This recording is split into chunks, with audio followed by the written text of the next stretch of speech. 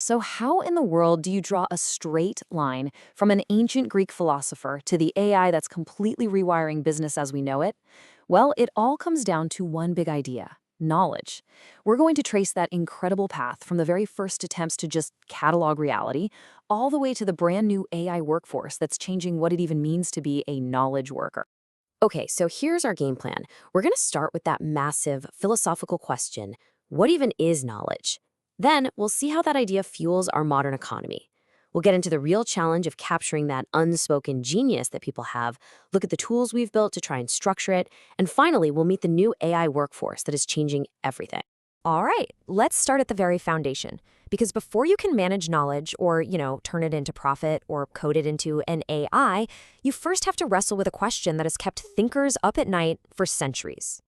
Now, I know what you're thinking. This sounds like a late night dorm room conversation, right? But it's not just some abstract thought experiment. This question is the absolute bedrock of knowledge management. If you want to build a system that understands the world, you first need a theory of what exists in that world. It's the starting point for organizing everything. And there's a formal name for this: ontology. This goes all the way back to Aristotle, and it's basically the science of being. Think of it like this: it's an attempt to create the ultimate inventory list for reality itself. What's a physical thing? What's just a concept? What's a relationship? Answering these questions is step one for building any system that can truly make sense of the world. And right away, thinkers like Aristotle ran into a huge hurdle. They had to figure out the difference between concrete things, a physical object you can hold like a hammer, and abstract things, like an idea or a feeling or a business process.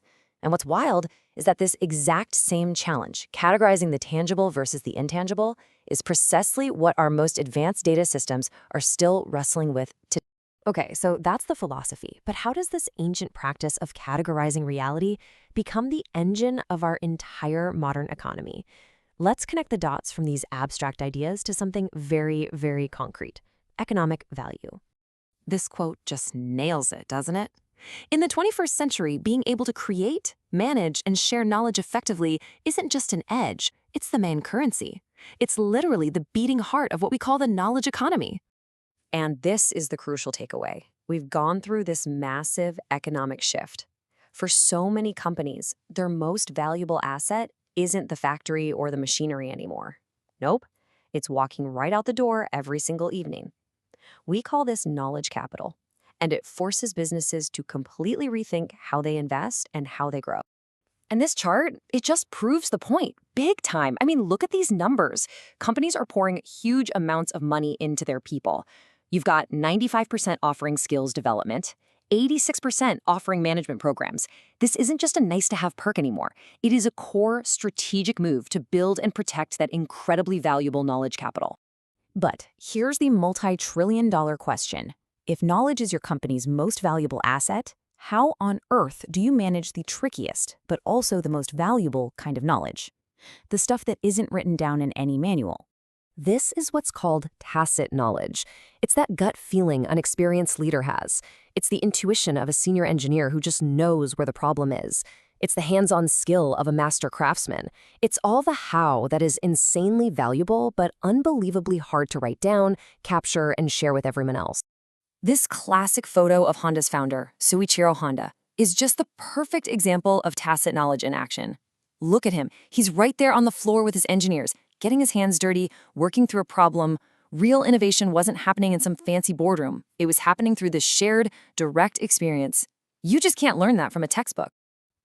There's this great insight from Japanese business philosophy that makes a really key distinction. Are you selling a mono, a thing, or are you selling a kodo, an experience? The best companies get it. They understand that their deep, often tacit knowledge is the secret sauce that lets them go way beyond the physical product to deliver an entire unforgettable experience. And who mastered this better than anyone? Apple, of course. They didn't just sell you an iPod, a thing. No way. They sold you the entire seamless experience of music. With iTunes, you could discover, buy, manage, and listen to your songs anywhere, effortlessly. That seamlessness, that was the real product, and it was built on layers and layers of design and engineering know-how. So, if all this human knowledge is so valuable and so hard to get your hands on, how have our tech tools evolved to even try to wrangle it all? Let's take a look at the toolkit we've developed over the years. It's been a really cool evolution, actually. We started back in the 80s with the data warehouse, which was basically a super structured, rigid digital filing cabinet. Then in the 2000s, we got the data lake, a huge, flexible pool for all kinds of raw data. But it could easily turn into a messy data swamp. And that brings us to today and the knowledge graph, which is something that starts to look less like a database and a lot more like a digital brain.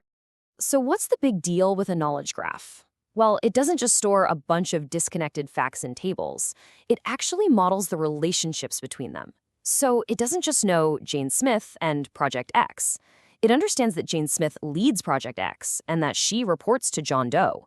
It gets the context, creating this rich web of understanding that really does act like a brain for the entire organization.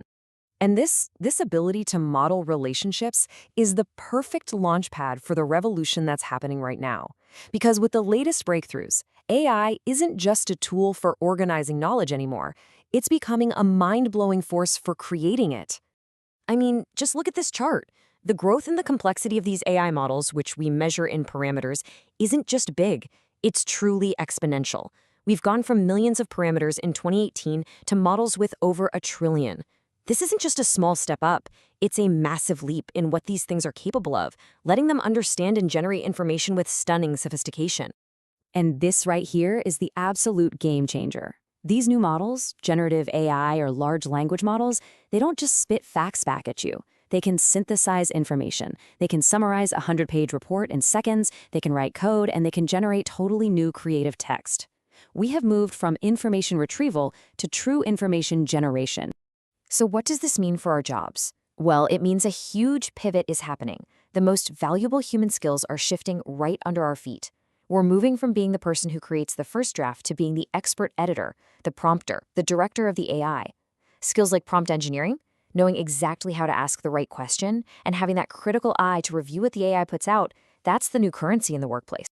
And we can already see the next step coming over the horizon: AI agents. These aren't just tools you give a command to anymore. They're becoming autonomous partners. An agent can understand a complex goal, break it down into steps, carry out those steps, and even reflect on how it did to get better. We're talking about a true digital colleague, which brings us to our final and pretty profound question.